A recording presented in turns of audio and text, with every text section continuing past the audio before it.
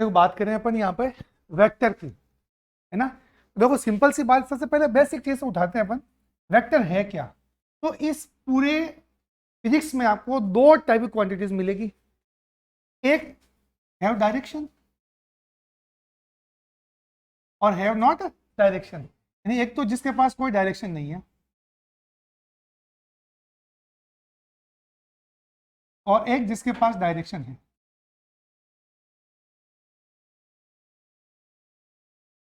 Example बताओ जिनके पास directions नहीं है, हैं? तो बात करते हैं मास, सबसे बेसिक एग्जांपल तो क्या है, मास। इसके बाद में क्या आपके पास, डिस्टेंस, स्पीड। ये कुछ ऐसी क्वांटिटी इनके पास कोई डायरेक्शन नहीं है, और इनका रिप्रेजेंटेशन, इनका एडिशन, इनका सब्ट्रैक्शन, इनका मल्टीप्लिकेशन, हर एक चीज आपने पढ़ी थी प्राइमरी क्लास के अंदर। यानी बोली वो आपकी फर्स्ट क्लास हो या नर्सरी एलकेजी यूकेजी हो, आपने उन्हीं क्लासों के अंदर पढ़ा है। इधर से आ जाओ, जल्दी से निकल जाओ, आधे घंटे तो घूमते रहोगे, इससे अच्छा है। तो ये इनके बारे में कोई डिस्कशन करना ही नहीं है, पता है सारा कि इनका एडिशन कैसे होता है, पता है 2 + 2 4 होता है, सब्ट्रैक्शन पता है 2 - 2 0 होता है। तो इनके लिए कोई रूल जो थे वो तुम पहले से पढ़ चुके हो, और जब तुम पहली बार रूल पढ़ते हो तो उसका कारण पर नहीं जाते कि 2 - 2 0 कैसे हुआ, चुपचाप याद कर लेते हो। बस ये है कि तुम 11th में आ गए तो तुम अब हर चीज के लिए आंसर पूछो टीचर से कि 2 - 2 0 कैसे हो गया। लेकिन उस समय 2 - 2 कितना होता था तुम्हारे लिए, 0 होता था, क्योंकि सर ने बोल दिया। यदि कोई ऐसा सर गलत आ गया 2 - 2, यदि इसने 1 भी बोल दिया हो तो एक साल तक तुम्हारा वो भी चलता। ठीक है, अब बात करते हैं जिनकी डायरेक्शन है वो डायरेक्शन। एग्जाम्पल बोलो बेटा जिनकी डायरेक्शन है। तो वेलोसिटी, फोर्स, और एक सिंपल एग्जाम्पल लेता हूं, कौन सा, डिस्प्लेसमेंट। और ध्यान रखना पूरा वेक्टर एक ही चीज समझाऊंगा मैं, और वो क्या है आपका डिस्प्लेसमेंट। यदि आपने डिस्प्लेसमेंट को ढंग से पकड़ लिया तो वेक्टर सब समझ में आ जाए। क्लियर है? चलो अब स्टार्ट करते हैं सबसे पहले कि रिप्रेजेंट कैसे किया जाता है। तो जो जिनके पास डायरेक्शन नहीं है उनको तो क्या बोलते हैं अपन, स्केलर क्वांटिटी। और जिनके पास डायरेक्शन उनको क्या बोलते हैं अपन, वेक्टर क्वांटिटी।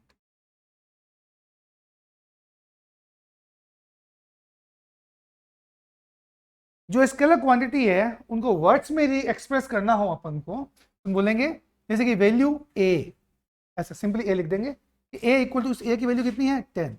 ये है रिप्रेजेंट करने का तरीका। लेकिन यहां पर एक्चुअली क्या होगा, दो बातें हैं, उसके पास उसकी वैल्यू भी है और उसकी क्या है, डायरेक्शन भी है, दो बातें हैं इसके पास। तो इसको यहां पर ऐसे रिप्रेजेंट करना पड़ेगा, ए इसकी वैल्यू कितनी है 10। ये कंप्लीट बात नहीं है, क्योंकि 10 की कोई ना कोई डायरेक्शन भी होगी, क्योंकि क्वांटिटी कौन सी है आपकी, वेक्टर क्वांटिटी। तो ये डिफ्रेंशिएट करने के लिए अपन यहां पर क्या बनाएंगे, एरो।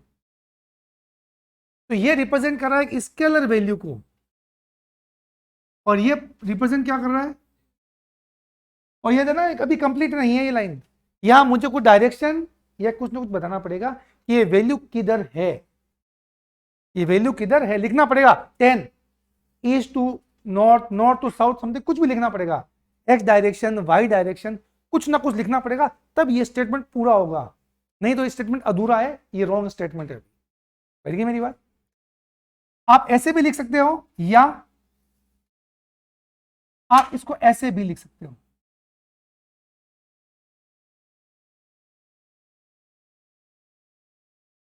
आपको जो फॉरेन ऑथर्स या फिर स्टैंडर्ड बुक्स जो मिलेगी कहीं पर भी फिजिक्स की, वहां आपको ये नहीं मिलेगा, आपको ये मिलेगा। जान मुझे बहुत बोल्ड कर लिया है, इसे जिंदगी भर याद रहे, इतना गंदा बोल्ड किया था सर ने। यानी ऐसा कहीं प्रिंटिंग में आया आपका बोल्ड लेटर में आया, इसका मतलब है, उसका मतलब ये है। लेकिन राइटिंग में आप बोल्ड नहीं लिख सकते, कॉपी खराब कर दोगे। तो इसलिए जब लिखते हैं तो ये लिखते हैं, और जब प्रिंट करते हैं तो ये लिखते हैं। समझ में आ गई मेरी बात? तो कहीं पर भी ये मिल गया, इसका मतलब वो क्या है, वेक्टर। और अभी भी कंप्लीट नहीं है, क्योंकि इसके साथ में क्या नहीं लिखी आपने, डायरेक्शन नहीं लिखी, मुझे यहाँ पर डायरेक्शन लिखनी पड़ेगी।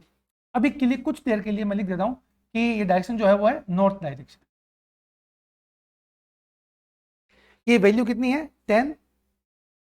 अब देखो प्रॉब्लम यहां आ रही है वर्ड को पकड़ना कि क्यों मुझे नया वर्ड इंट्रोड्यूस करवाना पड़ा। यहां वैल्यू कितनी है 10 और यहां वैल्यू कितनी है, नहीं गड़बड़ होगी ना, ये वैल्यू थोड़ी है, वैल्यू तो पूरी है, वैल्यू तो पूरी है, वैल्यू तो पूरी बोली जाएगी ना कि इसकी वैल्यू क्या है, ये नहीं वैल्यू 10 है और डायरेक्शन भी है तो वो तो होगी वैल्यू। तो अब इसको क्या बोलूं, तो ये है न्यूमेरिकल, उसकी न्यूमेरिकल वैल्यू और ये है उसकी डायरेक्शन। देखो न्यूमेरिकल वैल्यू और डायरेक्शन मिला के क्या मिलेगा, वेक्टर की वैल्यू। तो आप वैल्यू यूज नहीं कर सकते इसको, तो आपने इसके लिए नया वर्ड यूज करना स्टार्ट किया और वो कौन सा है आपका मैग्नीट्यूड। इसलिए आज तक कभी आपने ये नहीं बोला कि 10 मैग्नीट्यूड है, बेसिकली ये भी मैग्नीट्यूड ही है, लेकिन यहां एक नेसेसरी मैग्नीट्यूड का मतलब क्या, ओनली वो न्यूमेरिकल वैल्यू है, डायरेक्शन की बात नहीं कर। और इसके लिए ओनली मुझे मैग्नीट्यूड को रिप्रेजेंट करना है, तो उसके लिए मैं ऐसा करता हूं, जो भी आपकी वेक्टर क्वांटिटी थी उसको मैं यूं बना देता हूं ऐसे, और अब मैं ये लिखता हूं 10, तो ओनली न्यूमेरिकल वैल्यू के बारे में, मतलब एक वेक्टर क्वांटिटी जिसकी डायरेक्शन तो है, लेकिन मैं अभी फोकस कहां करना चाह रहा हूं, डायरेक्शन पर नहीं करना चाह रहा, कहां पर करना चाह रहा हूं मैं, वैल्यू पर। जैसे मुझे बोलना है फोर्स 10, तो आप खुद बोलोगे इनसे गलत बोल रहे हो आप, फोर्स तो 10 हो ही नहीं सकता, बताओ किधर है, क्योंकि इनकम्प्लीट स्टेटमेंट है ये तो, F इक्वल्स टू 10, ये क्या हो गया इनकम्प्लीट स्टेटमेंट। तो मैंने कहा बेटा मैं सिर्फ ओनली वैल्यू के बारे में बात है, तो फिर कुछ को प्रॉपर नोट करो आप, तो नोट कैसे करेंगे ऐसे। तो कोई भी वेक्टर की वैल्यू है न्यूमेरिकल वैल्यू, उसका मैग्नीट्यूड उसको ऐसे रिप्रेजेंट करेंगे। एक वेक्टर क्वांटिटी है उसकी वैल्यू को हम ऐसे रिप्रेजेंट करेंगे, और कोई स्केलर वैल्यू है फिर तो कोई दिक्कत ही नहीं है, चुपचाप ऐसे रिप्रेजेंट करते हैं। यहां तक तो बात क्लियर होगी कि मैग्नीट्यूड क्या है, मैग्नीट्यूड क्या है, वैल्यू क्या है और न्यूमेरिकल वैल्यू क्या है, ये पहले जानना जरूरी था। इसके बाद में आता है रिप्रेजेंटेशन, ग्राफिकली कैसे आप रिप्रेजेंट करते हैं। तो मैं कह रहा हूं मैं चला हूं 10 मीटर, मैं चला हूं 10 मीटर, फिर मैं चला 5 मीटर, मैं सिर्फ डिस्टेंस की बात कर रहा हूं। तो डिस्टेंस को जब आप ग्राफ में रिप्रेजेंट करते थे छोटी क्लास के अंदर, तो क्या बोलते थे, वही बोलो कि हमने स्केल लिया है कि 1 सेंटीमीटर इक्वल्स टू 1 मीटर, और आप लाइन क्या ड्रॉ करते थे 1, आपको यदि 10 मीटर बनाना होगा तो कैसे रिप्रेजेंट करोगे आप 10 सेंटीमीटर की एक लेंथ बना लोगे और बोलोगे ये क्या है आपकी 10 मीटर ही मानोगे, नहीं मानोगे, वो अपना आप ऑटोमेटिकली रिप्रेजेंट हो जाएगी उस चीज से। यहां मैं ज्यादा डीप में नहीं जा रहा हूं क्योंकि पता है सब क्या बताना है इसमें। यानी मैं ऐसे बोलूं कि ये जो लाइन बनाई वो लाइन की लेंथ किसको रिप्रेजेंट करती है, उस वैल्यू को, स्केलर वैल्यू को। 3 लाइनें बनाई मैंने, 1 2 3, और मैंने बोला है कि जो ये वाली लाइन है इसका डबल है, ये इसका ट्रिपल है। ये वाली लाइन जो ना, ये वाली लाइन ये रिप्रेजेंट कर रही है m इक्वल्स टू 1 kg को, m इक्वल्स टू, बताओ ये वाली किसको रिप्रेजेंट करेगी, डबल है ना, किसको रिप्रेजेंट करेगी 2 kg को, रही है। वो तूफान तो नहीं मचाया ना मैंने, कॉमन सेंस वाली बात ही है। बस ये तो हो गया रिप्रेजेंट कैसे, जो आप जानते थे। अब यहां आते हैं, अपन ने कहा एक वेक्टर को हम ऐसे रिप्रेजेंट करेंगे, और मैं बोलूंगा मैं जैसे 10, और मैंने बोला है ये इन x डायरेक्शन, ये मेरा कंप्लीट स्टेटमेंट हो गया, वैल्यू और उसकी डायरेक्शन। अब मुझे इसको ग्राफिकली रिप्रेजेंट करना है, तो पहले मैं स्केलिंग लूंगा, क्या लूंगा मैं, स्केलिंग लूंगा। मैं कह दूंगा कि 1 सेंटीमीटर जो है मेरा, वो कितना है मेरा 1 मीटर, सिंपल। पहले जैसे, अब तो मैं क्या ड्रॉ करूंगा, पहले 10 सेंटीमीटर की लाइन, तो मैंने क्या करा, एक 10 सेंटीमीटर की लाइन ड्रॉ करी, ये मान लो 10 सेंटीमीटर लाइन है। अब देखो यहाँ पर मेन चीज क्या है, मैं एरो ले रहा हूँ साथ में, और ये एरो बता रहा हूं मैं किस डायरेक्शन में, ये एक्स डायरेक्शन में। तो पहले किससे रिप्रेजेंट करते थे आप, लाइन से। इसके लोग किससे रिप्रेजेंट करोगे आप, लाइन से। और वेक्टर को किससे रिप्रेजेंट करोगे, एरो से। इसमें जो एरो हेड है जो आपका एरो हेड है वो बताएगा डायरेक्शन कि किस डायरेक्शन में। ये हो गया उसका इनिशियल पॉइंट और ये होगा उसका फाइनल पॉइंट। और जो लेंथ आई है टोटल, ये वाली लेंथ, ये लेंथ रिप्रेजेंट करेगी उसके मैग्नीट्यूड को। किसको समझ आएगा? इसको न्यूमेरिकल वैल्यू, न्यूमेरिकल वैल्यू नहीं, न्यूमेरिकल वैल्यू। और ये होगी उसकी डायरेक्शन और ये होगी कंप्लीट वैल्यू। आराम था, ज्यादा कोई 30 मार्क वाली बात ही नहीं थी इसके अंदर। चलो आगे चलते, रिप्रेजेंट करने के दो तरीके हो गए। अब आते हैं तीसरा तरीका, ठीक है, और कैसे रिप्रेजेंट कर सकते हैं। एक चीज तुम स्टार्टिंग से समझा रहा हूं, हमेशा एक चीज मिलेगी, ये एंगल थीटा मिलेगा, ये आपको हाइपोटेनस मिलेगा और ये वाला पार्ट बेस मिलेगा और ये आपको ये दो निकालने होंगे। इसको आप हमेशा क्या बोलोगे? ए साइन थीटा। उसको क्या बोलोगे आप? हमेशा ए कॉस। ये एक बेसिक चीज है, इसको इसका वेक्टर या फिजिक्स से लेना देना नहीं है, ये पता होना चाहिए। ए है तो ये कोस थीटा और ये ए साइन थीटा, ठीक है। अब मैं बात करूं यहां पर, ये कोई वेक्टर है ऐसे आगे वेक्टर, तो इस वेक्टर को मेरे को क्या करना है? ये तो है एक्स, ये क्या है आपका एक्स और ये क्या है आपका वाई। सबसे पहले तो एक चीज समझ लेना, यदि कोई ये डायरेक्शन है, मैं वापस लूंगा ये टॉपिक, वापस लूंगा ये टॉपिक, ये एक्स डायरेक्शन। कभी भी मुझे एक्स डायरेक्शन बोलना है ना तो मुझे तो बहुत मुश्किल हुई थी देखो लिखने में। आपको नहीं लगा कुछ ज्यादा लंबा लिख दिया? इन एक्स डायरेक्शन, और कॉम्प्लिकेट वर्ड हो गया ये, इसमें तो कॉम्प्लिकेट वर्ड चलते नहीं है, मुझे सिंप्लीफाई करना पड़ेगा इसको। तो मुझे सिंपल लाइन लिखनी है, मैंने कहीं पर भी यूं लिख दिया एस आई कैप। यानी आप कहना क्या चाह रहे हो? ये चीज जो होगी डायरेक्शन में एक्स डायरेक्शन, इतना आसान नोटेशन है ये। इसको अभी आप नोटेशन समझो कि मैंने यदि आई कैप लिखा है ना तो ये किसको रिप्रेजेंट करा? X direction. यदि मैंने लिख दिया टेन आई कैप तो मेरे लिए काम आसान हो गया कि ये वैल्यू तो कितनी है इसकी 10 और डायरेक्शन कौन सी है इसकी आई कैप यानी एक्स डायरेक्शन। इतना सा समझो इसको, मीनिंग इंटरप्रेट ये करो इसको। मैंने लिखा 10 और फिर साथ में लिख दिया मैंने जे कैप, तो ये कौन डायरेक्शन होगी आपकी वाई। इतना सिर्फ सिंपल समझो, मैं नहीं कह रहा यूनिट वेक्टर है, कुछ भी नहीं कह रहा मैं इसको। आप तो बस ये समझ लो कि सिंपल वे का रिप्रेजेंट करने का तरीका हो गया ये। मेरे को बोलना कि जेड डायरेक्शन, तो लिखूं मैं 10 फोर्स इन जेड डायरेक्शन, ये सिंपली लिखता हूं मैं 10 और साथ में क्या लिख दिया मैंने जे, या जेड है तो क्या लिख दिया मैंने के।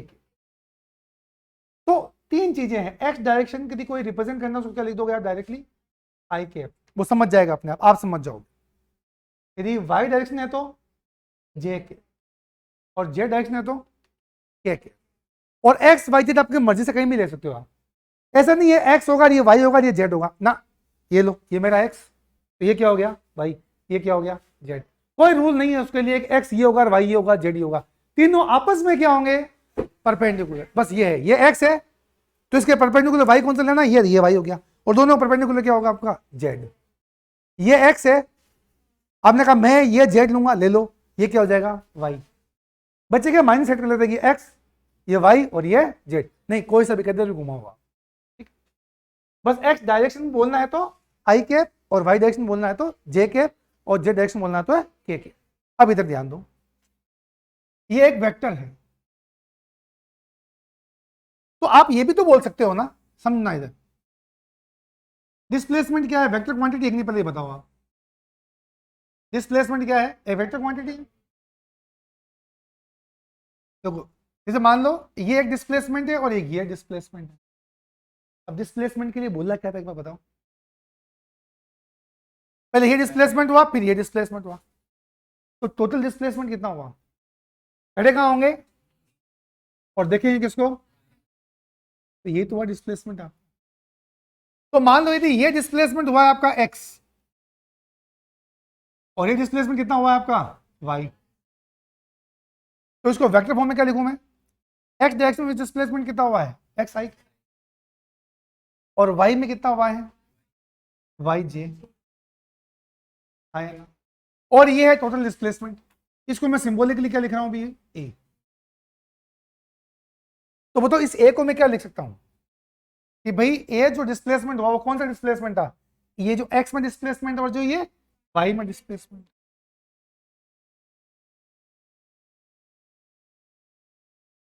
तो वेक्टर जो है ना वो 3 फॉर्म में मिलेगी आपको, जब भी मिलेगी क्वेश्चन जो मिलेंगे ना वो 3 में से एक फॉर्म में मिलेंगे।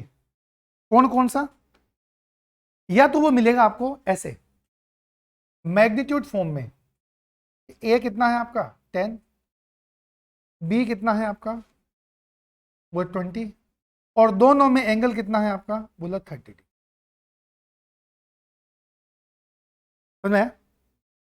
कि भाई ए कितना है 10 है, बी कितना है 20, ए की वैल्यू कितनी है 10, बी की वैल्यू कितनी है 20, और थीटा कितना है आपका 30, यानी ए और बी में एंगल कितना है। या तो इस फॉर्म में मिलेगा आपको वेक्टर, पहला।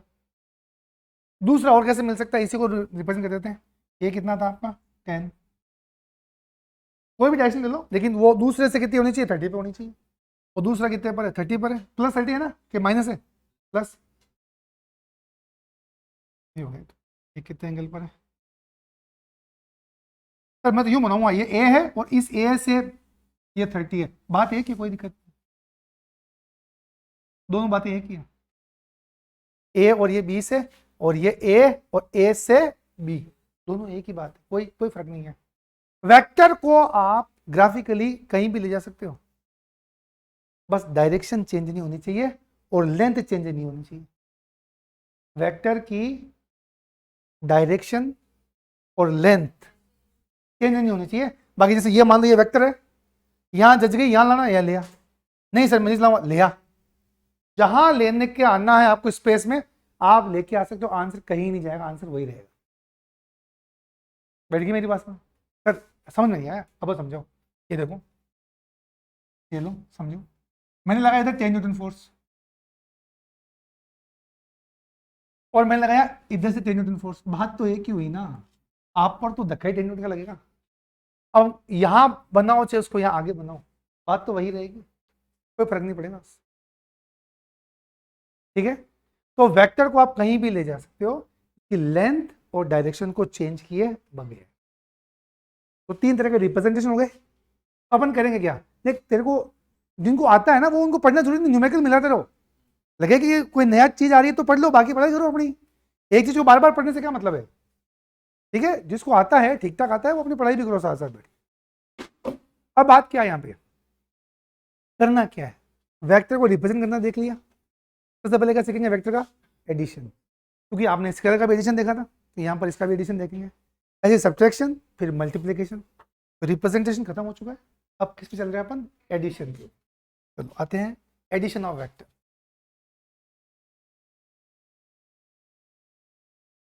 एडिशन ऑफ वेक्टर, अभी जस्ट आपने इसको सीख ही लिया था, वेक्टर को ऐड करना।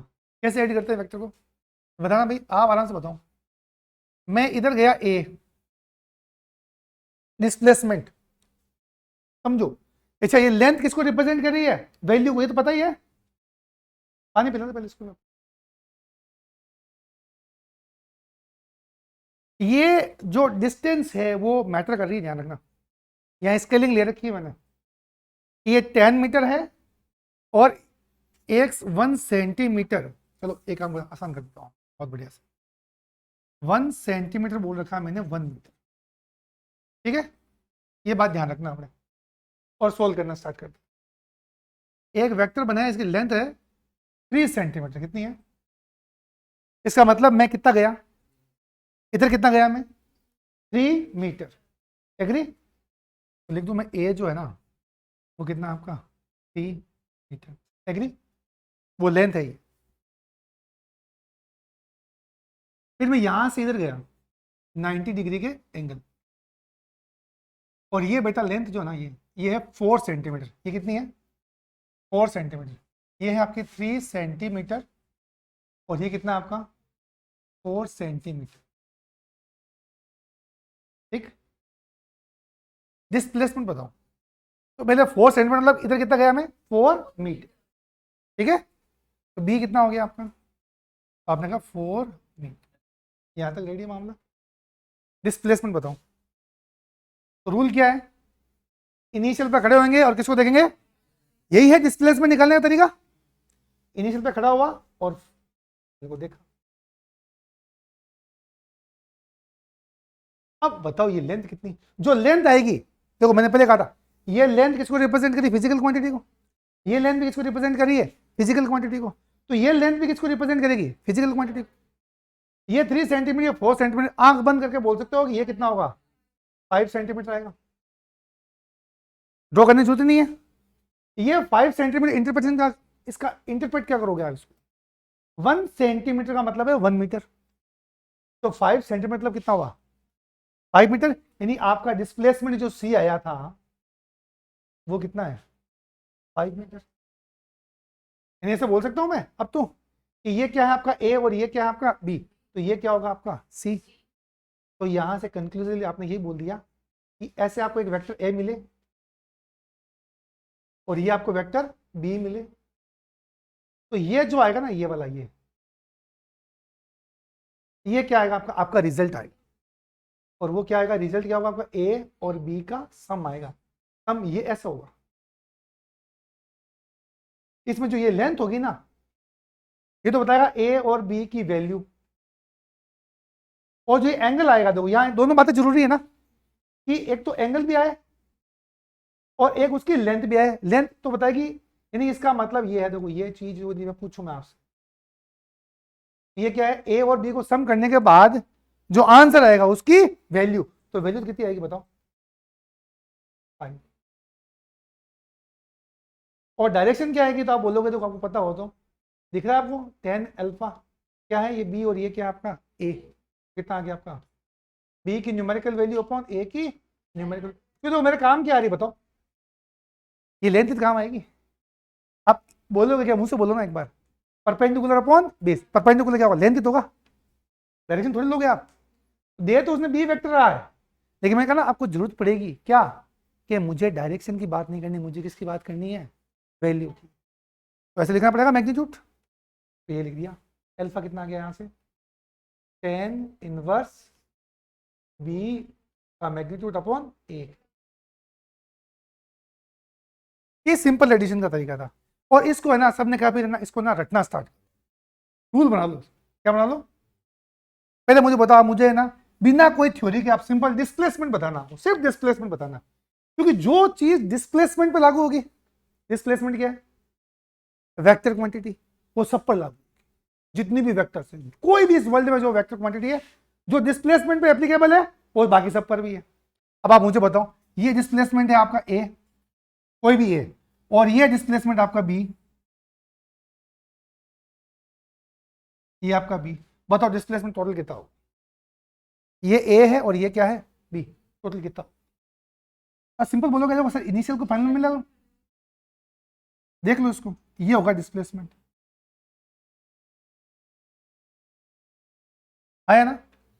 तो ये चीज सबके लिए लागू है। सबके लिए कैसे, मैं आपको बताता हूँ। स्टार्टिंग से लेते लाइन, मान लो ये लेंथ आपकी है 2, वो इधर है। डिस्प्लेसमेंट 2 है, वो किधर हुआ है? इधर। और ये मान लो है 6, और वो किधर हुआ है? इधर। तो अब देखो, सुनो मेरी बात, ये लेंथ यदि 2 है और ये लेंथ कितनी है आपकी? 6। ऑब्वियसली बात है, ये स्केल लेके आप आंसर तो निकाल सकते हो ना। ये 2 सेंटीमीटर है और ये 6 सेंटीमीटर है, अपने आप मान लो कुछ ना कुछ तो आएगा ही। 8 मान ले एक बार का। 8 तो नहीं मानते, 8 तो पूरा यहां आने पर हो जाएगा। तो 7 मान ले एक बार का।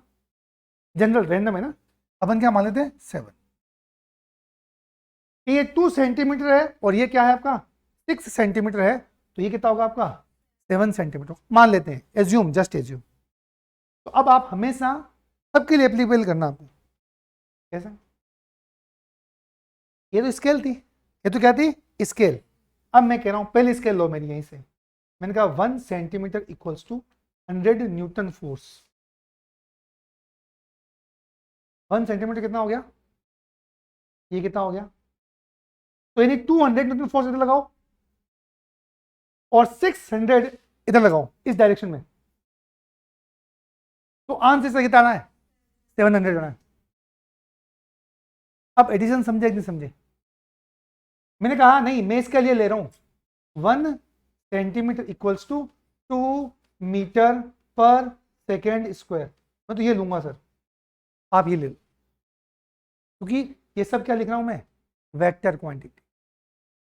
समझ में आ रहा कि नहीं आ रहा? तो ये है कितना, ये कितना एक्सेलरेशन हो गया, ये तो हो गया 4 मीटर पर सेकंड स्क्वायर। तो इधर तो एक्सेलरेशन कितना आपका 4 मीटर पर सेकंड स्क्वायर, और इधर कितना आया आपका 12 मीटर पर सेकंड स्क्वायर। चुपचाप स्केलिंग से ये लेंथ और स्केलिंग से ये लेंथ बना लो और ये लेंथ निकाल लो, और उसको किससे मल्टीप्लाई कर दो वापस 2 से, वापस किससे मल्टीप्लाई कर दोगे आप 2 से, तो अपना आप जो लेंथ आए वो जो आंसर आएगा वही आपका आंसर हो जाएगा। लेकिन आपको ये नहीं लग रहा कि ये कुछ नॉन टेक्निक हो गया ज्यादा, ये ग्राफिकल तो अपन कुछ एग्जैक्टली निकाल ही नहीं पाएंगे, तो यहां से का कुछ और सोचो। ये तरीका ठीक है और बहुत अच्छा भी है, जल्दी आंसर आता है इससे। आंसर क्या आता है जल्दी, लेकिन बच्चों को इतना मौका नहीं दिया जा सकता, तो अपन ने कहा जुगाड़ करो। यहाँ तक समझ आ गया पक्का ना, क्योंकि देखो जब आगे बढ़ गए ना पीछे वाला आना जरूरी है। अभी तक एडिशन का लॉजिक समझ में आया कि नहीं आया कि एडिशन होता कैसे है, आ गया? चलो एक बार और देख लेते हैं थोड़ा सा। मैंने कहा भाई चलो मैं इधर गया, ये मैं गया ए, स्केलिंग प्रॉपर स्केलिंग लेके ए इधर गया, ठीक है, फिर मैं जज गई, मैंने कहा मैं गया इधर गया इस डायरेक्शन में, जज गई मैंने इधर गया मैं, फिर जज गई मैं ऊपर गया मैं, फिर जज गई मैं इधर गया मैं, ये कौन सा बचे, ये क्या? अब बताओ टोटल डिस्प्लेसमेंट कितना, या मैं क्लोज बोल देता हूँ वापस, स्केलिंग ले रखी है मैंने कि 1 सेंटीमीटर इक्वल्स टू 1 मीटर, तो अपने आप स्केलिंग के हिसाब से वो लेंथ मल्टीप्लाई हो जाएगी। यानी इधर में गया जो मीटर था वो उससे मल्टीप्लाई करके, फिर इधर फिर इधर फिर मैं इधर मैं फिर इधर। अब बताओ टोटल डिस्प्लेसमेंट कितना हो। तो अब ये बात बोलोगे कि सर ऐसा करो फालतू दो दिमाग लगाओ मत, इनिशियल को किससे मिला दो, कोई आंसर हो, ये डिस्प्लेसमेंट है आपका। तो जो डिस्प्लेसमेंट लगेगा वो सबके लिए के, अब देखो इसी गेम को मैं चेंज करता हूं, अब इस रूल को मैं चेंज कर रहा हूं, समझना बात आराम से। मैंने कहा था एक वेक्टर को आप कहीं पर भी ले जा सकते हो विदाउट चेंजिंग लेंथ और डायरेक्शन, आया ना? ये आप ये यहां लिखे, लिया है, ये बी यहीं ले आया आप, ये बी समझे, ये सी उठाया एज इट इज बिना डायरेक्शन चेंज किया, यहां लिखे, ये क्या है डी ऊपर है, उसके बाद में ये क्या है आपका ई, मतलब ज़्यादा इमोशनल मत होना कि सर थोड़ा डायरेक्शन चेंज कर दिया लेंथ चेंज कर दी, कॉमन सेंस काम मिलना, वो एज इट इज यहाँ उठा के कॉपी करके पेस्ट किया यहाँ पे, तो कुछ भी चेंज नहीं किया, मॉडिफाई नहीं किया, इसका आंसर भी वही आएगा जो इसका आएगा आंसर। अब ये मान लो बॉडी पर फोर्स है, ये किसी बॉडी पर क्या है समझो, किसी बॉडी पर ऐसे फोर्स लग रहा है, प्रॉपर वही स्केलिंग काम में ले रहा हूँ, मैंने स्केलिंग चेंज कर दी, मैंने कहा 1 centimetre equals to 12 newton force है, मेरी स्केलिंग क्या है 1 सेंटीमीटर कितना है 12 न्यूटन फोर्स, तो इस बॉडी पर मल्टीप्लाई कर लो उससे उस लेंथ के साथ, तो वो इधर आ जाएगा फोर्स, इधर फोर्स इधर फोर्स इधर फोर्स इधर, टोटल फोर्स कितना, इसको वापस ये बना दो, थोड़ा समझने की कोशिश करो। अरे प्रैक्टिकल ऐसे मिलेगा ना, किसी बॉडी पर फोर्स ऐसे कोई ऐसे लगाएगा, ऐसे लगाएगा, लगाएगा, कोई ऐसे लगेगा, इसी चीज को मैंने यहाँ ड्रॉ किया, ड्रॉ करके को पकड़ के गया मैं, इस ए को मैं यहाँ ले आया, फिर बी को सी को डी को ई को सबको सेट कर दिया, सिर्फ ये लेंथ नाप ली लेंथ, मैं ये बता रहा हूं एक्चुअल प्रॉपर प्रैक्टिकल, इस पंखे पर भी फोर्स लग रहा है ना, वो इंजन देखा गाड़ी का इंजन देखा ना, उसमें 10 फोर्स लगते हैं, कोई इधर कोई इधर कोई इधर कोई इधर कोई इधर, टोटल फोर्स कितना कैसे निकालेंगे, ये वही बता रहा हूं, ये इंजन पर फोर्स लग रहे हैं कि मान लो पिस्टन का जो ये पिस्टन ऐसे जा रहा है, पिस्टन मान लो ऐसे वर्क कर रहा है तो फोर्स ऐसे लग रहा है, कोई दूसरा फोर्स ऐसे लग रहा है, तो बॉडी में उस इंजन में जितने भी मैकेनिकल पार्ट्स है उनसे ये फोर्स की वैल्यू निकाल के मैंने लेंथ के हिसाब से ड्रॉ कर ली, और इसको मैं ऐसे कन्वर्ट कर सकता हूं क्या, अरे यहां से ये आया तो यहां से ये भी आ जाओ, और इसकी लेंथ निकाल सकता हूं रेड वाले की लेंथ निकालूंगा। अब रेड वाले की जो लेंथ आई, लेंथ को मल्टीप्लाई किससे कर दूंगा स्केलिंग से, तो आया ओवरऑल फोर्स। तो ये होता है ग्राफिकली एडिशन, किसका वेक्टर का। तो पहली बात तो सबसे इजी मेथड कौन सा होता है ग्राफिक, कोई रूल्स और कोई रेगुलेशंस नहीं है, सिंपल, ये करो। लेकिन ये हो गया बचपना भाई, वापस मैंने पता कौन सा क्या सिखाया आपको अभी तक, एक पेंसिल एक पेंसिल, दो पेंसिल बनाते थे ना बचपन में। पहले ऊपर दो गुलाब के फूल बना दिए ऐसे, या तीन बॉल्स बना दी, फिर वो जोड़ते थे तुम कि दो बॉल्स ऊपर नीचे तीन बॉल्स, कितनी बॉल्स, तो 1 2 3 4 5 आया ना। लेकिन क्या वो आप कॉपी में काम में ले सकते हो क्या, कि भी दो बॉल्स पे नीचे तीन बॉल्स, टोटल 5 बॉल्स आ गई, नहीं। तो दिमाग में रखनी है बात कि 2 बॉल्स और 3 बॉल्स कितनी आती है, 5 आती है। ये बात समझ में आ गई ना को यहाँ पे। अब चलते हैं, ग्राफिकली काम नहीं आ सकता कॉपी किताबों में, वहां क्या काम आता है, न्यूमेरिकल। क्या काम आता है, तो अब आते हैं अपन न्यूमेरिकल मेथड के ऊपर कि न्यूमेरिकल मेथड कैसे हो। तो उसके पहले मैंने एक बात आपको मैथमेटिकल बता रखी है, क्या, कि ये लेंथ है ए, आराम से बताना मुझे, ये लेंथ कितनी है आपकी ए, और ये लेंथ है आपकी बी, और ये एंगल है आपका थीटा। देखो पहले बता दूं, ये सबको पता है कि लेंथ आपकी ए है और ये लेंथ कितनी है, बी है, तो ये लेंथ कितनी होगी, √a² प्लस बी स्क्वायर। ये तो बच्चा बच्चा जानता है, मैं इसकी बात नहीं कर रहा, मैं बात कर रहा हूं इसकी कि ये लेंथ ए है और ये लेंथ बी, एंगल कितना है, थीटा, तो ये कितना होगा। ठीक है, तो पहली बात पता हो चाहे नहीं पता हो, पहले इसका आंसर याद करना है कि ये लेंथ ए है और ये लेंथ कितनी है, बी है, तो ये वाली लेंथ जो है ना थोड़ा सा चेंज आएगा, a² प्लस बी स्क्वायर तो आएगा, लेकिन साथ में क्या आएगा, 2ab cos थीटा भी आएगा, और फिर अंडर रूट आएगा, इतना सा चेंज आएगा जब थीटा आ जाए। तो इसमें रख लो, थीटा रखो 90, 90 हो गया, cos 90 कितना हो गया, 0, ये पूरा 0 हो गया, वापस क्या गया, √a² प्लस बी। एक और बताओ एग्जांपल, थीटा 0 करो, थीटा 0 करो, ये यहाँ आ जाएगा, तो उसमें आंसर कितना आएगा, a प्लस बी तो आएगा। यदि ये यहाँ आ गया तो a और ये क्या आ गया आपका b, लेंथ कितनी आई, a प्लस बी रखना, इसमें cos 0 को, a² plus b² plus 2ab cos 0 कितना आ गया 1, a प्लस बी का होल स्क्वायर, कैंसिल हो जाएगा, आंसर क्या है a प्लस बी। आया कैसे, लो देखो जल्दी देखो इसका आंसर, एक परपेंडिकुलर ड्रॉ किया ऐसे और एक ऐसे किया, मिटा रहा हूँ जल्दी से एक बार का। मैंने कहा ये क्या है आपका b, ये b है तो ये कितना आएगा बेटा, कहने की जरूरत नहीं है आपको, ये क्या b cos थीटा, और ये कितना है आपका sin थीटा। मुझे ना ये तो दिख रहा है बेस, और मुझे ये दिख रहा है परपेंडिकुलर, और ये दिख रहा है हाइपोटेनियस। ठीक है, तो मुझे बताओ ये अब कितना हो गया, अब बोलोगे ये का स्क्वायर प्लस इसका स्क्वायर, ये कितना आया, ये कितना है टोटल यहां से लेकर यहां तक कितना है, a plus B cos theta का होल स्क्वायर, ये पूरी लेंथ है ना, और ये लेंथ कितनी है आपकी, प्लस बी साइन थीटा का होल स्क्वायर। अपनी स्पीड फास्ट तो नहीं हुई, बोल देना, क्योंकि मुझे लग रहा है कि सोल्व कर लो बस इसको, आप खुद कर लोगे इसको, तो a² plus 2ab cos theta plus b² cos square theta plus b² sine square theta.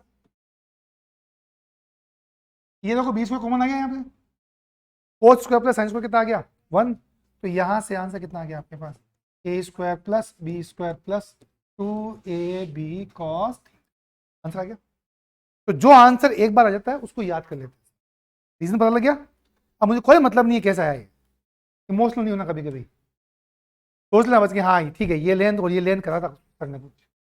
तो मैं तो ये कि दिन आज कल है ना, मैं तो चाहता हूँ कि पाइथागोरस याद करा नहीं जाए बच्चों को, गलत आदत डाल देते हैं कि ये बी है और ये क्या है, और ये ए है और ये क्या है आपका बी, तो ये कितना होगा, ये क्यों सिखा दो, ये मत सिखाओ।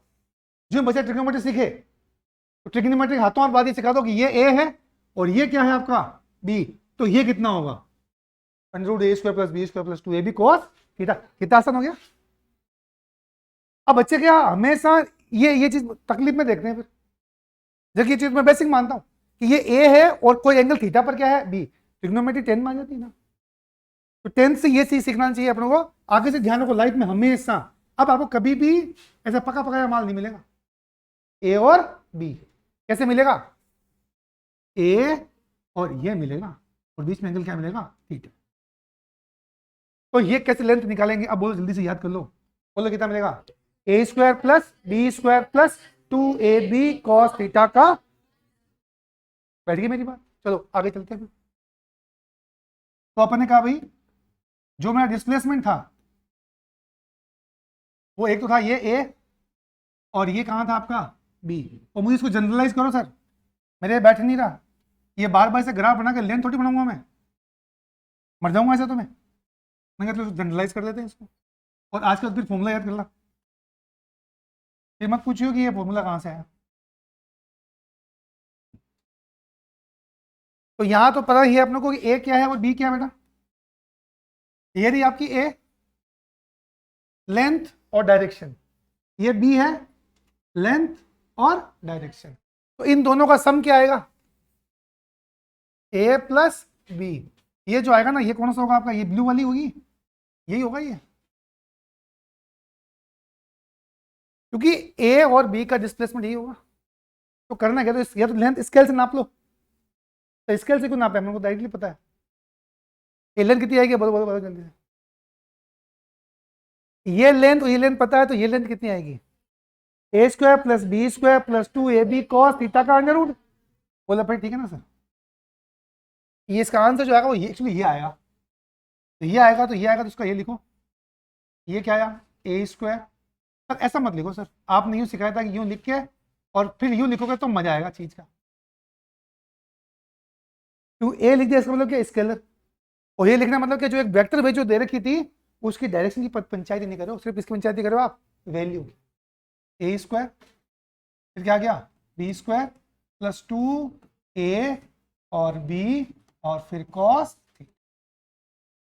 फिर ये क्या आया बेटा, ये जो जोड़ा उसका वैल्यू है, डायरेक्शन नहीं आई, क्योंकि आपने अभी लिखा लिखा ओनली लेंथ, तो ये हो गया। अब आगे से फॉर्मूला याद रखेंगे ये, और डेरिवेशन करने से फॉर्मूला अपने आप माइंड में बैठ गया। अब साथ में मुझे निकालना सर ये डायरेक्शन भी तो कौन बताएगा, क्योंकि वेक्टर क्वांटिटी में तो डायरेक्शन भी जरूरी है, बिना डायरेक्शन के काम चलेगा नहीं, तो वो डायरेक्शन कैसे निकाले, एंगल निकालना था, कोई बात नहीं वापस पटक दिया इसको नीचे, ये क्या है आपके पास b साइन थीटा, और ये क्या है आपका b कॉस थीटा, तो मुझे दिख गया कि ये तो है आपका परपेंडिकुलर, और ये क्या दिख गया मुझे बेस, और ये दिख गया अल्फा, कोई बात नहीं डायरेक्शन के लिए बोल दिया tan alpha equal to b sine theta upon a plus b cos theta. फायदा क्या हुआ, अब आपको ना तो d यूज करके एंगल मेजर करना है, समझ रहे मेरे, तो प्रैक्टिकल से ही थ्योरी आई है, प्रैक्टिकल क्या क्या था याद आ गया समझना आपको, कि मुझे एंगल मेजर करना, मैं डी लेता और डी से बोलता कि अच्छा ये फोर्स इतना आएगा और इस डायरेक्शन में आएगा, अब मुझे कहने की जरूरत ही नहीं है, सीधा बोल दूंगा कि ये फोर्स इतने एंगल पर आएगा, बैठी नहीं बैठी मेरी बात, बस हो गया काम खत्म। और इसके फिर पढ़ने लगे अपन स्पेशल केस, एक बार थीटा कितना करते अपन 0, एक बार क्या करते अपन 90, और एक बार कितना करते अपन 180, ये हो गया इसका स्पेशल केस। करो भाई 90 करो, cos 90 कितना हो गया 0 करते पूरा कितना हो गया 0, तब यानी सबसे पहले थीटा जब क्या हो जाए आपका 90, तब a और b को जब जोड़ोगे आप तो उसका जो मैग्नीट्यूड आएगा वो तो कितना आएगा आपका अंडर रूट a का स्क्वायर प्लस b का स्क्वायर। डायरेक्शन कितनी आएगी भाई, रख भाई यहाँ पे साइन 90 और cos 90, cos 90 कितना हो गया 0, ये पूरा 0 हो गया, sin 90 कितना हो गया 1, तो b अपॉन a, तो आगे tan अल्फा कितना आ गया, तो आपने कहा जो b की वैल्यू है अपॉन जो a की वैल्यू है, थीटा इक्वल टू 0 के लिए घबराओ मत, ये याद, ये मैं डायरेक्टली याद कराऊंगा, ऐसे करके सोल्व नहीं करना इसको कभी भी, इतना टाइम थोड़ी है अपने पास। दूसरा थीटा इक्वल टू कितना लिया अपन ने 180, मतलब a इधर है तो b इधर है, देख लो ये a और b से थीटा बन रहा है, थीटा कितना हो गया 180, उधर चला जाएगा, आया ना, ऐसे भी लिख सकते हैं क्या ये, हाँ एक ही बात, साथ में कहीं भी लिया, तुम्हारी मर्जी यहाँ रख, तेरी मर्जी है यहाँ रख, तेरी मर्जी है यहाँ रख, तेरी मर्जी कहीं रख, यूं मत कर दियो, बस घुमाना नहीं है और छोटा नहीं करना, कुछ भी कर सकते हो, सही आंसर है। ये कान में घुसी या नहीं घुसी बात, ये सबसे इंपॉर्टेंट बात बोल रहा हूं मैं। क्या घुमाना नहीं है, रोटेट नहीं करना उसको, ले जा सकते हो आप कहीं भी, और लेंथ चेंज नहीं करनी। बिना लेंथ को चेंज किए और बिना रोटेट किए वेक्टर को कहीं ले जाओ, आंसर वही रहेगा। ठीक है, 10 न्यूटन का मैं धक्का दूं चाहे 10 न्यूटन से खींचूं, बात एक ही है। ठीक है, अभी किसी कोई ऑनलाइन वीडियो देख के मत बोलना कि नहीं नहीं फर्क है, वो अलग रीजन, वो फ्रिक्शन वगैरह वो सो चीजें हैं। अपन इस चैप्टर में बोल रहे हैं जिधर जितना फोर्स इधर लगेगा उतना फोर्स खींचने पर भी उतना ही लगेगा। ठीक है, चलो आगे चलते हैं। थीटा 180 cos 180 कितना होता है बेटा? -1, ये तो याद करना था। हाँ, cos 180 कितना? -1। आंसर कितना आएगा? a square plus B square -2ab। ये क्या आएगा? a माइनस बी का होल स्क्वायर। तो ऐसा लिख दूं इसको मैं कि जो a प्लस बी का जो मैग्नीट्यूड आएगा ना, वो इसमें क्या आएगा आपका? a का मैग्नीट्यूड माइनस बी का मैग्नीट्यूड। इनको हाँ 10-15 मिनट इनको लेने। हाँ वो 5 बजे का टाइम है, 5-10 मिनट छोड़ रहा हूँ। और एंगल निकालने की जरूरत नहीं है, मैं सब बता दूंगा एंगल डायरेक्टली। आ जाओ आगे। थीटा इक्वल टू कितना हो जाए आपका? 0। काम खत्म, पैसा हजम। cos 0 कितना हो गया आपका? 1। a square plus B square plus 2ab का अंडर रूट है। आंसर क्या आएगा इसका? a plus B. तो a प्लस बी का जो मैग्नीट्यूड आएगा वो कितना आएगा आपका? देखो ये नोटिस में कंफ्यूज तो नहीं हो रहा है? ये वाला cos 180 कितना होता है? -1 a square plus B square -2ab आया a माइनस बी का होल स्क्वायर का अंडर रूट। आंसर क्या आएगा? a minus B. एक्चुअली आप इतने न्यूमेरिकल कर चुके हो तो मैं उम्मीद तो करूं आपसे कि ये तो सोल्व करोगे आप। आ गया ना, अब तो आ गया ना। आंसर कितना आया? a minus B. और इसे कितना आया? a plus B. देखो नोटेशन में कंफ्यूज हो तो पहले देख लो, ये लाइन पूरा पढ़ो कि वेक्टर ए और वेक्टर बी को जोड़ने के बाद जो वेक्टर आएगा उसका मैग्नीट्यूड वो कितना आएगा? ए का मैग्नीट्यूड प्लस बी का मैग्नीट्यूड। तो लाइन में फर्क है भाई, इसमें रात और दिन का फर्क है ये। हाँ, और इसका मतलब ये है, क्यों? ऊपर देखो ये रहा। तो ऐसे है ना, यदि आप पढ़ोगे ना कभी भी कर नहीं पाओगे, और ना करना है। ऐसे तो कभी नहीं हो पाना तुमसे, और ना करना है। तो क्या करना है? इसको प्रैक्टिकली करना, तीनों को, 1, 2 और 3, और जो आंसर है वो बताना आप। ठीक है, ये पहले बता चुका हूं मैं। यानी जो ए और बी में एंगल कितनी क्या हो? थीटा, तब तो ये बोलना है। और जब ए और बी में एंगल कितना हो? 0, 90 और 180, तो कुछ नहीं बोलना, मेरे को याद करना उसे। जीएस थोड़ी याद करो, किताब को साइड में पटक दो उसे। और जब बोलता हूं ना यहां मुझे याद करते हो, कभी याद नहीं करते तुम। मैंने कहा ऐसे लेसन आते तुम मुझे याद करो पहले, कि जीएस बाबा ने क्या बताया था कि ऐसे लेसन कहते हैं जिधर फोर्स नहीं कभी जिंदगी में नहीं पकड़ पाओगे आप सोच के देखो। डिस्प्लेसमेंट इनिशियल से फाइनल, यदि ये नहीं पकड़े तो कभी नहीं पकड़े कुछ भी। और अभी तीसरा कि यदि एंगल कितना हो? 2 वेक्टर क्वांटिटी में, डिस्प्लेसमेंट की बात नहीं कर रहा मैं, किसकी बात कर रहा हूं? 2 वेक्टर क्वांटिटी में एंगल कितना? 0। 2 वेक्टर क्वांटिटी में एंगल कितना? 90। और 2 वेक्टर क्वांटिटी में एंगल कितना? 180। में आप मुझे याद करोगे, फॉर्मूले को नहीं, सिर्फ मुझे याद करो आप। और मैं क्या बोल रहा हूं वो समझो। इसको करना है अपन फोर्स से, इधर 10 न्यूटन फोर्स, इधर 5 न्यूटन। बताओ आंसर कितना? 5 किधर? इधर। बस ये ध्यान रखो, ये 10 और ये 5, तो रिजल्ट कितना आएगा? 10 माइनस 5। ये 10 और ये 5, अब बताओ तो 10 माइनस 5 पर आंसर कितना आएगा? इधर आएगा। अब इसको आपको यदि मैं एक्सिस बता चुका हूं तो अब मैं खेल भी सकता हूं आपके साथ। ये मेरी है प्लस एक्स और ये मेरी क्या है? अब सब आंसर दोगे, 10 और 5, आंसर दो। मैंने बोला ये प्लस एक्स है तो 5 5 के दोगे ना? कर दिया कचरा। ये है एक्स और ये है माइनस एक्स, समझ में आ गई? ये 10 और ये 5, 5 5 के, ये 10 और ये 5, -5i आया ना। तो ऐसे क्वेश्चन जब भी सॉल्यूशन में मिले ना कुछ ऐसा -5i तो भूल जाना उसको, मेरे को याद करना, नहीं तो कभी आंसर नहीं लाओगे आप, गलत लेके आओगे पक्का। तो खासकर जी मेंस में वो डीसी पांडे के अंदर यही प्रॉब्लम होगी आपके साथ। चले आगे।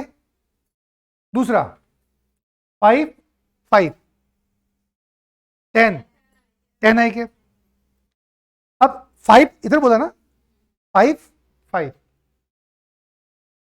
-10 वो डिपेंड कर। अब मान लो मैंने लिया ये एक्स, ये मैंने बोला ये मेरी एक्स और ये मेरी क्या है -x, कॉमन सेंस है। तो ये 10 और ये 5 15 बस, ये चीज ध्यान रखनी है। यहीं से खेल कोई खेल कर सकता है आपके साथ, पकड़ में जाएगी आपके पास। दो हो गए, दो वेक्टर के बीच में एंगल 0, एंगल 180, एंगल 90। सबको पता यूं आते ही √a²b², इतना ही मुंह से निकलता है, वही करना है।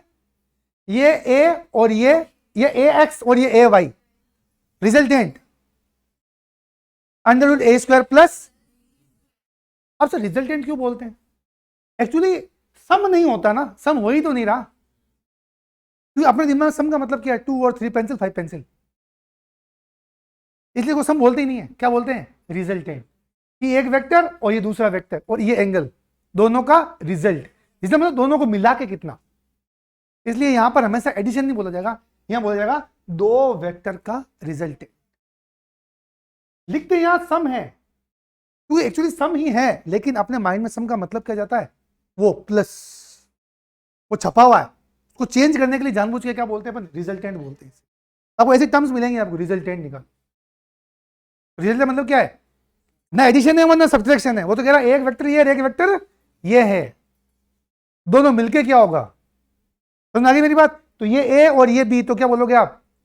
√a² प्लस b², बस। समझ आ गया क्या? एंगल पूछा तो पता है अपन को, ये x और ये क्या है? एंगल ये पूछा है। अब डिपेंड करता था वो ये x और ये क्या है? y। दो बातों में से एक बात पूछेगा आपसे। क्या पूछेगा? दो बातों में से एक बात। ये तो बोलेगा x एंगल बताओ, रिजल्टेंट का किसी एंगल x से, या जो रिजल्टेंट आया उसका किससे? आपका y से। आया ना? और मुझे सबसे पहले मैथ्स में जब मैं ट्रिग्नोमेट्री पढ़ी तो सर ने ये पढ़ाया, एक ट्राइंगल बनाया, राइट एंगल ट्राइंगल। मैं बोला थीटा के सामने वाला क्या होता है? वर्टिकल नहीं बताया था कि वर्टिकल परपेंडिकुलर होता है, लेकिन क्या ना टाइम के साथ पढ़ते पढ़ते पढ़ते पढ़ते आप इसको मानने लगे परपेंडिकुलर और इसको मानने लगे बेस। और फिजिक्स में तो कहीं नहीं मिलेगा, आप गलती करोगे आप। ये परपेंडिकुलर नहीं है, ढूंढना पड़ेगा थीटा कौन है। गलती करोगे वापस, गलती करोगे 200%। आपको हमेशा ध्यान रखना है, और गलती करोगे, मैं वो भी कह रहा हूं, फिर भी मेरे को बताना जरूरी है। मैं जब भी पूछूंगा ये परपेंडिकुलर, तो पहले पकड़ो थीटा है कि नहीं है सामने वाला। नहीं है तो मत बोलो, इसे ढूंढ के बताओ थीटा कहां है। थीटा ये है तो ये क्या है? परपेंडिकुलर। ये क्या है? बेस। तो अब बताओ, ये परपेंडिकुलर और ये क्या हो गया आपका? बेस। तो tan थीटा कितना जाएगा? y/x। मैंने कहा थीटा तो ये है, क्योंकि मैंने बोला रिजल्टेंट में किससे एंगल निकालना है आपको? y से। अब बताओ tan थीटा, तो परपेंडिकुलर अपॉन बेस। कहीं कोई कॉम्प्लिकेट मत करो फॉर्मूले को, सिंपल तरीके से समझोगे ना तो वो याद रहेगा, नहीं तो वो खत्म हो जाएगा तुमसे। और ये 3 केस ही बार बार काम में लेंगे फिजिक्स में। आपको एग्जांपल दिखाओ प्रोजेक्टाइल मोशन के अंदर, ये 3 केस ही काम में लूंगा। फोर्स में या तो ये, या ये, और या ये। इलेक्ट्रिक फील्ड में भी यही, ये इलेक्ट्रिक फील्ड, ये इलेक्ट्रिक फील्ड, ये चलेगा सब जगह 0 90 180, 0 90 180। और उस केस में आपको माइंड में ये ध्यान रखना है कि ये वेक्टर क्वांटिटी है, कर लूंगा। 0 है ये ले, 180 है ये ले, 90 है ये ले। सरकदान से याद कर लेना, और क्या है? और करना क्या 15 अगस्त को क्या पीटी होती, क्या होती है उसके ऊपर? ऐसे 1 2 3 आ गया, और क्या? ठीक है, चलो आज तो इतना ही करते हैं, टाइम हो गया।